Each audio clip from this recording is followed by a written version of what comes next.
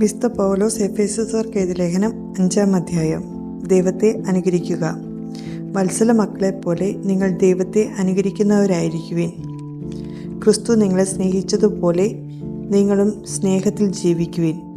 അവിടുന്ന് നമുക്ക് വേണ്ടി സുരഭില കാഴ്ചയും ബലിയുമായി തന്നെ ദൈവത്തിന് സമർപ്പിച്ചു.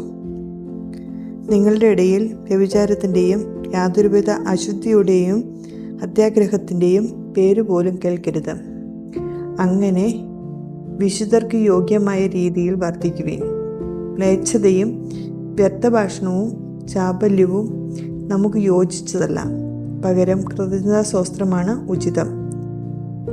വ്യഭിചാരിക്കും അശുദ്ധനും അത്യാഗ്രഹിക്കും വിഗ്രഹാരാധകനും ദൈവത്തിൻ്റെയും ക്രിസ്തുവിൻ്റെയും രാജ്യത്തിൽ അവകാശമില്ലെന്ന് നിങ്ങൾ അറിഞ്ഞുകൊള്ളുവിൻ. ആരും അർത്ഥശൂന്യമായ വാക്കുകൾ കൊണ്ട് നിങ്ങളെ വഞ്ചിക്കാതിരിക്കട്ടെ. ഇവ മൂലം അനുസരണയില്ലാത്ത മക്കളുടെ മേൽ ദൈവത്തിൻ്റെ ക്രോധം നിപതിക്കുന്നു. അതിനാൽ അവരുമായി സമ്പർക്കമരുത്. ഒരിക്കൽ നിങ്ങൾ അന്ധകാരമായിരുന്നു, ഇന്ന് നിങ്ങൾ കർത്താവിൽ പ്രകാശമായിരിക്കുന്നു. പ്രകാശത്തിൻ്റെ മക്കളെപ്പോലെ വർത്തിക്കുവിൻ. പ്രകാശത്തിൻ്റെ ഫലം സകല നന്മയിലും നീതിയിലും സത്യത്തിലുമാണ് പ്രത്യക്ഷപ്പെടുന്നത്. കർത്താവിന് പ്രസാദകരമായിട്ടുള്ളവ എന്തെന്ന് വിവേചിച്ചറിയുവിൻ. അന്ധകാരത്തിൻ്റെ നിഷ്ഫലമായ പ്രവർത്തനങ്ങളിൽ പങ്കുചേരരുത്. പകരം അവയെ കുറ്റപ്പെടുത്തുവിൻ. അവർ രഹസ്യമായി ചെയ്യുന്ന പ്രവൃത്തികളെക്കുറിച്ച് സംസാരിക്കുന്നത് പോലും ലജ്ജാവഹമത്രേ. പ്രകാശിതമായവയെല്ലാം പ്രശോഭിക്കും.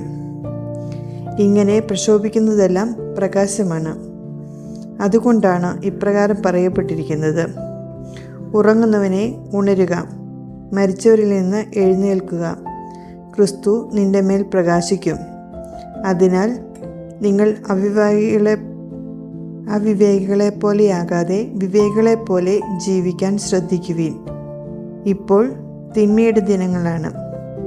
നിങ്ങളുടെ സമയം പൂർണ്ണമായും പ്രയോജനപ്പെടുത്തുവിൻ. ഭോഷന്മാരാകാതെ കർത്താവിൻ്റെ അഭീഷ്ടം എന്തെന്ന് മനസ്സിലാക്കുവിൻ. നിങ്ങൾ വീഞ്ഞു കുടിച്ച് ഉന്മത്തരാകരുത്. അതിൽ ദുരാസക്തിയുണ്ട്. മറിച്ച് ആത്മാവിനാൽ പൂരിതരാകുവിൻ. സങ്കീർത്തനങ്ങളാലും ഗാനങ്ങളാലും ആത്മീയ ഗീതങ്ങളാലും പരസ്പരം സംഭാഷണം ചെയ്യുവിൻ. ഗാനാലാപനങ്ങളാൽ പൂർണ്ണഹൃദയത്തോടെ കർത്താവിനെ പ്രകീർത്തിക്കുവിൻ. എപ്പോഴും എല്ലാറ്റിനും വേണ്ടി നമ്മുടെ കർത്താവായ യേശുക്രിസ്തുവിൻ്റെ നാമത്തിൽ പിതാവായ ദൈവത്തിന് കൃതജ്ഞത അർപ്പിക്കുവിൻ. ക്രിസ്തുവിനോടുള്ള ബഹുമാനത്തെ പ്രതി നിങ്ങൾ പരസ്പരം വിധേയരായിരിക്കുവിൻ. ഭർത്താക്കന്മാർ, ഭാര്യമാരെ നിങ്ങൾ കർത്താവിന് എന്ന പോലെ ഭർത്താക്കന്മാർക്ക് വിധേയരായിരിക്കുവിൻ. എന്തെന്നാൽ ക്രിസ്തു തൻ്റെ ശരീരമായ സഭയുടെ ശിരസ്സായിരിക്കുന്നതുപോലെ ഭർത്താവ് ഭാര്യയുടെ ശിരസ്സാണ്. ക്രിസ്തു തന്നെയാണ് ശരീരത്തിൻ്റെ രക്ഷകനും. സഭ ക്രിസ്തുവിന് വിധേയനായിരിക്കുന്നതുപോലെ ഭാര്യമാർ എല്ലാ കാര്യങ്ങളിലും ഭർത്താക്കന്മാർക്ക് വിധേയരായിരിക്കണം.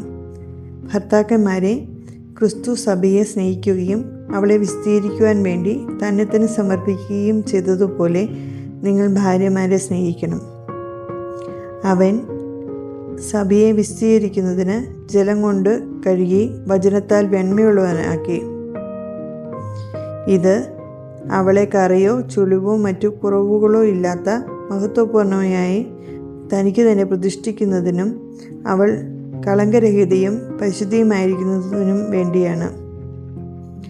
അതുപോലെ തന്നെ ഭർത്താക്കന്മാർ ഭാര്യമാരെ സ്വന്തം ശരീരത്തെ എന്ന പോലെ സ്നേഹിക്കണം. ഭാര്യയെ സ്നേഹിക്കുന്നവൻ തന്നെയാണ് സ്നേഹിക്കുന്നത്. ആരും ഒരിക്കലും സ്വന്തം ശരീരത്തെ വെറുക്കുന്നില്ലല്ലോ. ക്രിസ്തു സഭയെ എന്ന പോലെ അവൻ അതിനെ പരിപോഷിപ്പിക്കുകയും പരിപാലിക്കുകയും ചെയ്യുന്നു. എന്തെന്നാൽ നാം അവൻ്റെ ശരീരത്തിലെ അവയവങ്ങളാണ്. ഇക്കാരണത്താൽ പുരുഷൻ പിതാവിനെയും മാതാവിനെയും വിട്ട് ഭാര്യയോട് ചേരും. അവർ ഇരുവരും ഒന്നാവുകയും ചെയ്യും. ഇത് ഒരു വലിയ രഹസ്യമാണ്. ക്രിസ്തുവിനോടും സഭയോടും ബന്ധപ്പെടുത്തിയാണ് ഞാനിത് പറയുന്നത്. ചുരുക്കത്തിൽ, നിങ്ങളിൽ ഓരോ വ്യക്തിയും തന്നെപ്പോലെ തന്നെ ഭാര്യയെ സ്നേഹിക്കണം. ഭാര്യയാവട്ടെ ഭർത്താവിനെ ബഹുമാനിക്കുകയും വേണം.